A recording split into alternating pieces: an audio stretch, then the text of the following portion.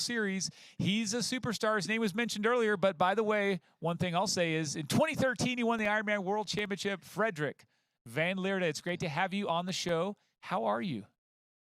I'm fine, thank you, thank you. It's evening here in Belgium, but I'm doing fine, thanks. And Freddie, before we get to all the thousands of questions we want to ask you, we actually have a special guest who has a few words to share with you as well. All right. Yeah. I tell you what, we will get to that in a second. But before we go right to that, tell me what your shirt says, because I don't know a lot of languages, but to me it says "chase the potato." What does that say? Educate this American. That's French. It's called chasse patate, and in fact that means if there's like a bunch of people in front and you're in the peloton and you want to get to that bunch and you don't reach them and you have to go back to the peloton, that's called chasse patate. Chasse patate. I bet you Matt Lieto knew that. I'm the secondary host, obviously. That's cool. Thank you. I love to be educated. But let me ask you this, because you've recently announced your retirement. You've had an amazing career. I've had so much fun racing you, commenting, watching all that stuff. But congratulations. Tell us like how that you came to that decision, and sort of if you could just share the details of that announcement, please. Yeah, for sure. It's like 3.5 weeks ago now. I did my last race in my hometown here in Menen in Belgium. And in fact, in 2017, in the end of 2017, I decided to do 3 more years as a pro triathlete. So that was also a project I could share with my sponsors and talk to them and say like, yeah, I will continue for 3 more years. And 2020 will be my very last season as a pro triathlete. So everyone knows that I'm quite an organized guy, and so that was part of my plan and part of the motivation as well in the last couple of years to dig deep and to go all in for the last couple of races that were still on my schedule. So it's a little bit of a strange year, of course, but I'm still happy I could race 70.3 Les Sables d'Olonne a couple of weeks ago, and then of course that final race in my hometown. Awesome stuff. Well, I tell you what, I mean, I think you are an organized guy. You're a well-dialed guy. It's been so much fun, like I said, watching your career, but I'm not the only one that thinks that. We do want to bring someone on now, and I think we jumped the gun, but we are ready to give you a special congratulations. So someone that we have on is Mr. Andrew Messick. Good evening. Hi, Frederick. I didn't want to miss the opportunity to congratulate you on your career, to thank you for everything that you've done for Ironman. Becoming a world champion, it was one of my first races. I was just in my second year as the head of the organization, and you've always been an extraordinary ambassador for Ironman and a worthy world champion. And we had a management meeting earlier today, and the topic was, now that Frederick Van Lierde has retired, who's going to win Ironman France? Good question. But we'll leave it to the next generation. Yeah, of course. Thank you very much. Thank you for your kind words, and of course, thank you for all the years you gave us the showcase as well to show the world what we're capable of, and that's it works in 2 directions. And as pro triathletes, and for me especially, I'm very thankful for Ironman, who organizes all those beautiful races, and of course the World Championship in Hawaii. Well, we expect that you're going to be coming back to Kona, and you'll be able to be a spectator. It's still a long day, but it's a different kind of long day when you're not racing. I can imagine, but I'll be back for sure. That's for sure. Okay. Thanks, Frederick, and congratulations again on a superb career. Thank you so much, Andrew. Thank you. That's great stuff. So thank you to the Ironman Group CEO, Andrew Messick. And now we're looking at these awesome shots of you, Freddie, I'm sure bringing up some great memories. And as you watch this footage of yourself, can you tell me this? What do you think you'll miss most about racing Ironman? Just 1 or 2 things.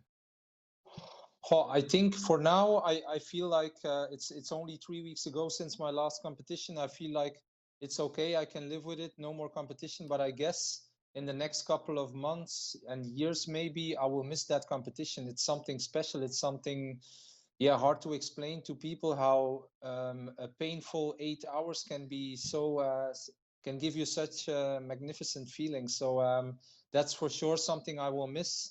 And the other thing I think about a lot this week is like, this week you feel like you're in the best shape of your life, the best shape of the year, and that's for sure something I will miss as well. Being in top shape and feel like you can conquer the world, I will say.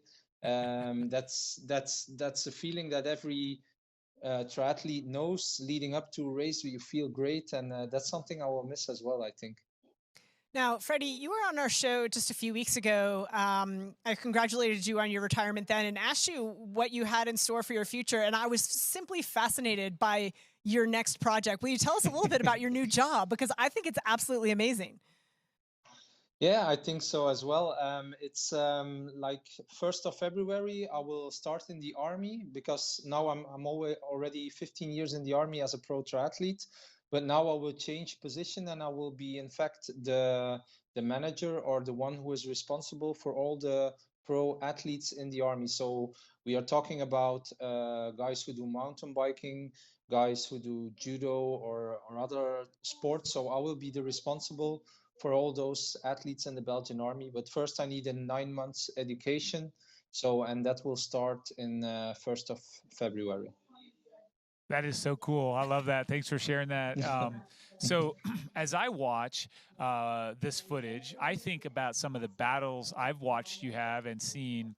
Can you think back to some of your favorite pros you raced against, some of the people you really love to battle, you know, the love to hate kind of battles? Yeah, I think with Sebastian Kienle, I had 2 fights in Kona 2 years in a row. I remember 2012. Especially when I became third and Sebastian became fourth. I remember coming back from energy lab towards the city of Kailua Kona.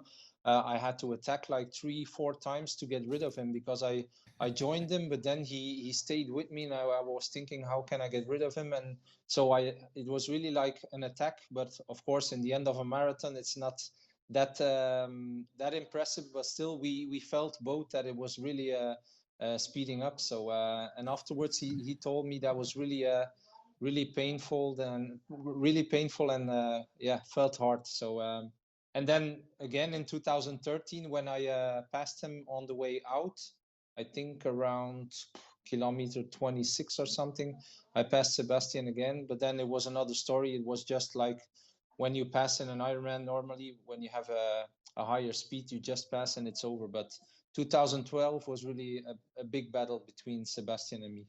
Awesome. Yeah. You've obviously left an incredible legacy over the years. You've seen growth in our sport. You've seen an evolution in our sport. What advice would you give to a first or second year pro, someone brand new to the sport? How do they go about tackling the sport of Ironman? Do they seek out smaller races? Do you go to big races to get experience racing the big guns? What advice would you have for a new up and coming pro? Hard to say. The only thing I can say is that I feel in the last 5 years, the bike is a lot faster than it was before. So it's a lot more decisive, and then the run afterwards, some of the younger guys run really fast. So when I look back now at 2013, when then you rode like 425, 430, then you were with the best riders. Now it's pretty normal that you ride 425, 430. So I guess the new generation is simply faster, stronger, and the other thing is they have to learn, of course. Some people understand full Ironman racing quite quick. Like last year, I raced Ironman Barcelona against a German young guy. I'm thinking about his name now, but he did a 7:48, I guess, for his first Ironman. So you see, some of the younger athletes learn very fast. Other ones, it takes them a couple of years to get to understand the full Ironman distance. But yeah, my advice would be like race the big races and learn from it. Oh, great advice. And folks, take notes. This is a super champ in a lot of ways. So, Frederick, last question here. Our theme this year, A Olamau, keep on living. What would you say that means to you right now? Well, for me, it's like a changing point in my life. So keep on living. I would say I will make the best now of the second chapter of my life. It's true that I did 20 or more years of triathlon, and since 2003, I'm a professional triathlete. So it's a big change for me, but in the end, there's a beautiful second part of my life ahead of me, and I'm looking forward to it.